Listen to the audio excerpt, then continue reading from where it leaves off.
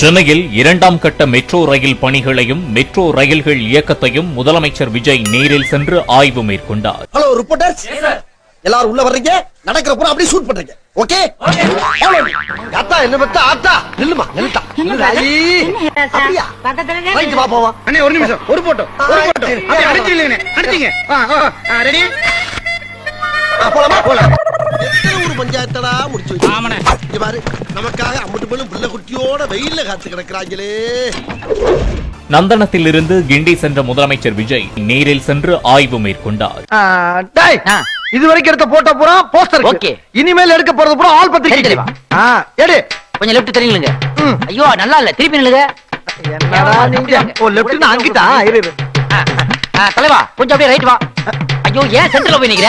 Already சக்சஸ்ஃபுல்லா முடிய போற ப்ராஜெக்ட் ஆய்வு பண்ண போறீங்களே, நான் பத்தி பேசினா தானங்களே என்ன பத்தி பேசுவாங்க. உங்களை பத்தி நல்லா பேசிக்கிட்டு இருக்காங்க, கொஞ்சம் கேளுங்க அந்த பக்கம். விஜய் நீ ஒரு சினிமா தேவடியா? கர்நாடகா சிஎம் தமிழ்நாட்டுக்கு தண்ணி தரவே முடியாதுன்னு உங்கள்ட்ட அலைபேசியில சொன்னாங்களே, அது தொடர்ந்து என்ன ஆக்ஷன் எடுத்தீங்க?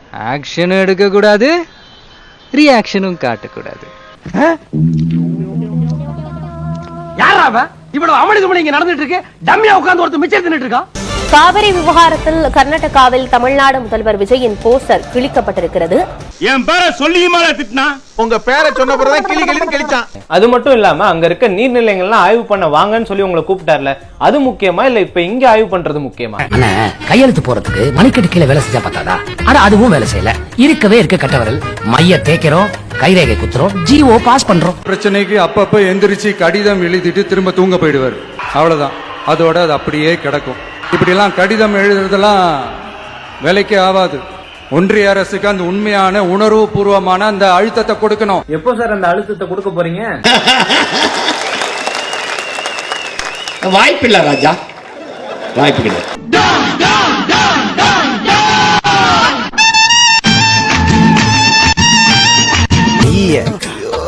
கக்கா போயிட்டு கழுவாம வரானோ? ஆமா, நீ ஏன் அப்படி நடக்கிற? உனக்கு என்ன பைல்ஸா? இல்ல ஸ்டைல்ஸ். என்னடா ஏத்தனை இடத்துல இறக்கி இருக்கீங்க, ஏன் இப்படி என்ன அலக்கழிக்கிறீங்க? பாஸ் டான் ஃபார்மேட்டா சும்மா நாலு இடத்துக்கு போகணும் வரணும்.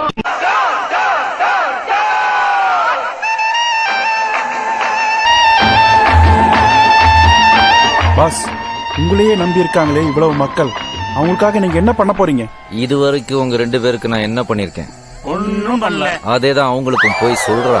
எதுக்கு இந்த மெட்ரோ கம்பெனி டிராமா இப்போ மூளை இல்லாத முதலமைச்சர் பண்ணிருக்காருன்னா அங்க 151 மெடிக்கல் சீட் நக்கிட்டு போயிடுச்சு, இங்க என்னடா வைப் பண்ணிட்டு இருக்கீங்க? எல்லாம் ஒரு உள்நோக்கம் தான். மனிதாபிமானம் தான் மாப்பிள. 151 சூப்பர் ஸ்பெஷாலிட்டி மருத்துவ சீட்டுகள் நம்ம தமிழ்நாட்டுல இன்று இழந்திருக்கு. ஏன் இழந்திருக்குன்னு கேக்குறீங்களா? கஷ்டப்பட்டு போராடிலாம் இழக்கல.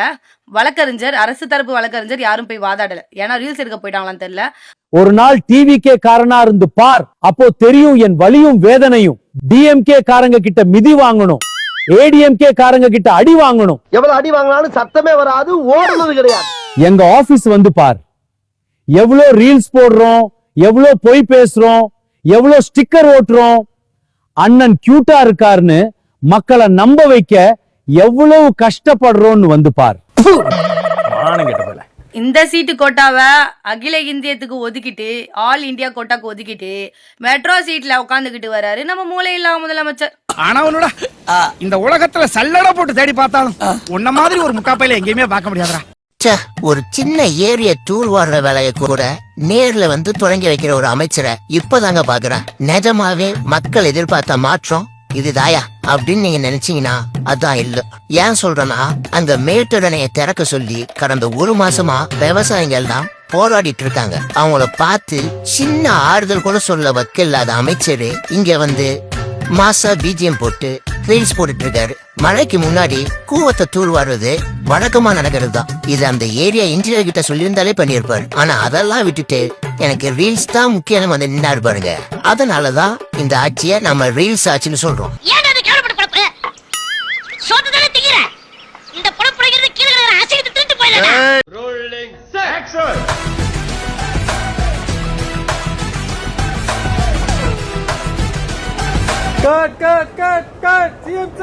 ரீல்ஸ் எடுக்கும் போது டிஸ்டர்ப் பண்ணதுக்கு சாரியே. நீ கிண்டல் பண்ற. இது கிண்டல் இல்ல மாப்பிள, நக்கல். அப்பா எங்கன்னு காணோம் தேடினீங்களே, இப்போ தெர்றாரா? கேட்டு பாரு, கொதிக்கிற கோபம் கொண்டாளு. If you are bad, I am your dad.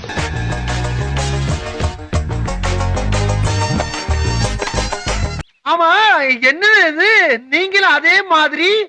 அதே டெய்லர், அதே வாடகை. நீ எல்லாம் ஒரு மனுஷன், இது உனக்கு கேவலமா இல்ல? கொஞ்சம் பாரு.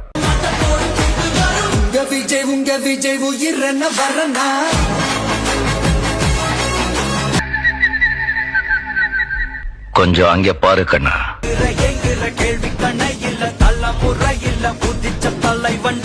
ஊராம் வீட்டு நெய்யில உங்க வீட்டுக்கு ஸ்வீட் செய்யாதீங்க. எப்படி? ஊராம் வீட்டு நெய்யில உங்க வீட்டுக்கு ஸ்வீட் செய்யாதீங்கன்னு அர்த்தம். இதுதான் அவங்க பொருள் எடுத்து அவங்களே அடிக்கிறது. ஊரா வீட்டு நெய்ல ஸ்வீட் தான் நாங்க செஞ்சோம். நீங்க என்ன பண்ணீங்க? முறுக்கு சுட்டீங்க, வடை சுட்டீங்க, அல்வா கிண்டி தமிழ்நாடு ஃபுல்லா கொடுத்துட்டு இருக்கீங்க. ஊரா வீட்டு நெய்ல தான் எல்லாமே திமுக உருவாக்குன ஸ்கீம் தான். அதுக்கு ஸ்டிக்கர் ஓட்டிட்டு இருக்கீங்க.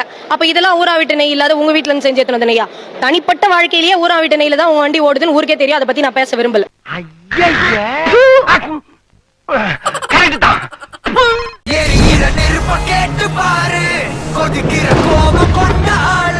உனக்கும் இதே மாதிரி ஓட்டணும்ல.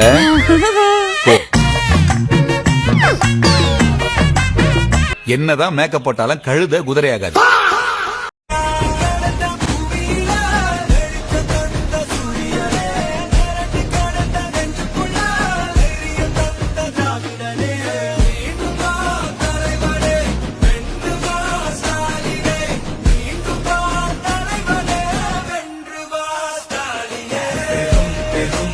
ஆட்சியில இருந்த ஆளா நீ? ஏண்டி எல்லா தடவையும் ஜெயிக்கிறதுனால நீ எம்ஜிஆர் ஆயிடுவியா, இல்ல கண்ணாடி போடுறதுனால கலைஞர் ஆயிடுவியா? யாரு நீ? உன்ன மாதிரி வேஸ்ட் எல்லாம் போஸ்டுக்கு வந்ததுனால தாண்டி நாடு நாசமா போச்சு. உங்களால தாண்டி தரதலையில தலைவன் ஆயிடுவான், அக்யூஸ்ட் எல்லாம் ஆடுறானு. பாக்குறது அவ்வளவு பெருமையா கருதுறாங்களே, விஜய் என்ன அவ்வளவு பெரிய ஆளா? அவர் அடிக்காதப்பா, அவர் கட்சியில இருக்காருப்பா. என்னது கட்சியில இருக்கானா அப்படின்னு யார் சொன்னது? அவரே தான் சொன்னாரு. ஏய், ஆளுங்கட்சியில இருக்கியா இல்ல எதிர்கட்சியில இருக்கியா? அட நீ வேறப்பா, நான் தெரு கட்சியில இருக்கிறேன், அந்த நாள் கட்சியில இருக்கிறேன்னு தப்பா புரிஞ்சுக்கிறேன். தேர்தலுக்கு முன்பும் விஜய் முதல்வரான பிறகும் தமிழக வெற்றிக் கழகம் சமூக வலைதளங்களில் பல பொய்யான தகவல்களை பரப்பி வருவதாக தி ஹிந்து ஊடக நிறுவனம் ஆதாரத்துடன் விமர்சித்துள்ளது. போனா பொழைக்கிறதுக்கு எங்கிட்ட பிச்சை எடுக்க வேண்டியன்றா பாக்குறத பாரு. பொம்பளை சாடிய கரைச்சு ஒத்தவங்களுக்கு தொலைச்சு போனாக்கிட்டு. பெண்கள் பாதுகாப்பை 100% உறுதி செய்வோம். நான் யார் தெரியுமா? விஜய் மோகன் அப்படின்னு சொல்றாரு. நான் மாவட்ட செயலாளர், உன்னால என்ன பண்ண முடியும் அப்படின்னு கேக்குறாரு. கொலை பண்ணுவேன்ன்றாரு. பெண்கள் பாதுகாப்புன்னு மட்டும் சொல்றீங்க, ஆனா என்ன பாதுகாப்பு இருக்கு? இந்த மாதிரிதான் மாவட்ட செயலாளர் செய்ய சொல்லிருக்கீங்களா? நீ கேட்ட ஒவ்வொரு கேள்வி என்ன செருப்பால் அடிச்ச மாதிரி இருக்குடா. மாதிரி இல்ல, உண்மையிலே செருப்பால தான் அடிச்சேன். ஸ்டார்ட் பண்ணு.